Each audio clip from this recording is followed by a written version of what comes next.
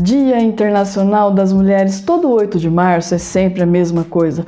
Os comerciais fazem homenagem às mulheres, as escolas fazem cartazes comemorativos com cartolina e EVA, as feministas postam banners nas redes sociais com a frase "lute como se fosse uma garota", o RH das empresas pede para todo mundo ir de cor-de-rosa no serviço e os homens levam flores para suas companheiras. Bem, nem todos os homens presenteiam suas companheiras com flores, mas vamos fingir que isso aqui é um desenho da Disney? Mas me diz uma coisa, você sabe qual é a origem do Dia Internacional das Mulheres? Você sabe por que foi escolhida justamente essa data e qual é o significado dessa comemoração? Pois eu sou Gisele Silva Rumin e esse é o assunto do Papo Torto do mês. Curtiu a ideia? Então fica aqui comigo, logo após a vinheta.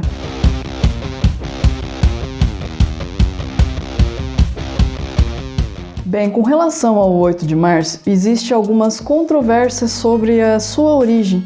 A explicação mais conhecida e muito disseminada nas redes sociais aponta que essa data foi escolhida como o Dia Internacional das Mulheres em razão de um incêndio que aconteceu em março de 1911 em uma fábrica têxtil em Nova York.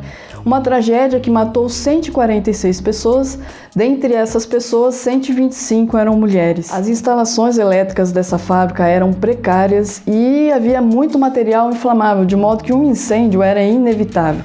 Mas esse evento em particular se tornou uma espécie de marco nas lutas operárias e nas pautas feministas, justamente porque era muito comum à época os patrões trancarem os funcionários dentro das fábricas para evitar a eclosão de greve.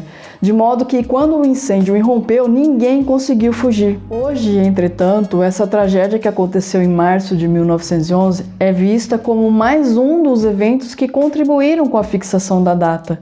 Isso porque a escolha de uma comemoração do Dia Internacional das Mulheres interliga-se muito mais com o movimento operário feminino mais amplo, que lutava por melhores condições de trabalho e mais voz política para as mulheres. Um engajamento muito forte que começa na metade do século XIX e se estende até os dias atuais. Inclusive, a primeira proposta de fixação de uma data foi feita em 1912 por Clara Zetkin, no segundo Congresso Internacional de Mulheres Socialistas, realizados na cidade de Copenhague. E o objetivo da escolha de uma data interliga-se à necessidade de dar mais visibilidade às pautas feministas. É preciso lembrar que esse período de nossa história foi muito marcado por protestos e greves dos trabalhadores. Isso porque havia muita insatisfação em razão das péssimas condições de trabalho, jornadas acima de 16 horas, baixos salários, ambientes insalubres, ausência de segurança, ausência de descanso semanal, ausência de férias, trabalho infantil, enfim, uma infinidade de abusos. E na situação das mulheres era muito pior, porque além de se submeterem a essas péssimas condições de trabalho, ganhavam menos do que os homens e passavam pela questão da jornada dupla, ou seja, trabalhavam fora e trabalhavam dentro de casa, cuidando de marido, filho e do ambiente doméstico. Na Rússia, em 1917, mulheres do setor de tecelagem entram de greve no dia 8 de março. E essa data então fica marcada como um grande feito dessas mulheres, porque se trata do primeiro passo para o que viria a ser a Revolução Russa, que acaba derrubando a monarquia e levando os bolcheviques ao poder. Após a Segunda Guerra Mundial, essa data vem aos poucos se tornando uma comemoração, um símbolo das mulheres, e em 1975 a ONU estabelece o 8 de março como Dia Internacional das Mulheres, sabe?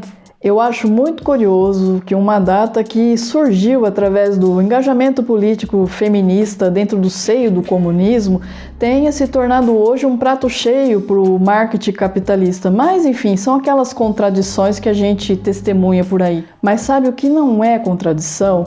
É o seu engajamento a esse episódio. Se estiver nos escutando via podcast, compartilhe nas suas redes sociais e indique a seus amigos. Se estiver nos assistindo pelo YouTube, curta, comente, se inscreva no canal. O seu engajamento é fundamental para que esse canal cresça. E após tanta luta, tanto protesto, tanta greve, ainda assim, no dia 8 de março, aparece aquela meia dúzia de macho escroto para olhar para tua cara e falar aquela famosa frase: ai, dia 8 de março é o dia das mulheres, todos os outros dias são dias dos homens. Olha, A piada é infame, mas sabe de uma coisa? Eu acredito que ela tem um fundo de verdade, porque no Brasil, realmente, todo santo dia é dia de homem. Mais de 100 anos depois da greve do dia 8 de março de 1917, eu indago o que mudou realmente na condição da mulher? E eu mesmo respondo, mudou muito pouco. Por razões óbvias, hoje nós temos mais visibilidade às pautas feministas, mas em termos de números, ainda são muito poucas as mudanças. Em uma pesquisa feita pelo IBGE em 2021, analisada pelo Fundo Brasil, verificou-se que a diferença salarial entre homens e mulheres que exercem a mesma função aumentou de 20,7% para 22%. E não, vocês não me escutaram mal, a diferença aumentou e não recuou. Outra pesquisa, dessa vez divulgada pelo Fórum de Segurança Pública, indica que no ano de 2021, a cada 1 minuto, pensem bem, 1 minuto, 8 mulheres sofrem algum tipo de violência nesse país, seja violência sexual, seja violência psicológica e o ápice de todas, que vem a ser o feminicídio. Ou seja, precarização salarial e violência têm se tornado uma condição de vida para nós mulheres desse país e não uma exceção. E aí vocês podem me perguntar, mas o que podemos fazer para mudar isso?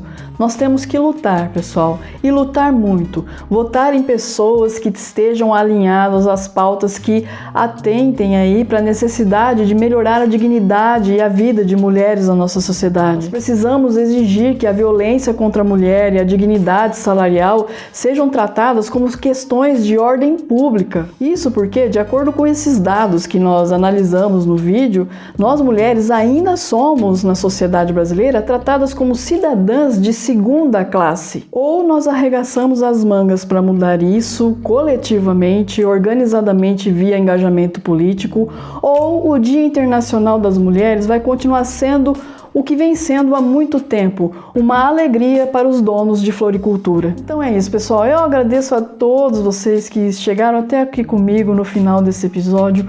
Um super beijo e até a próxima.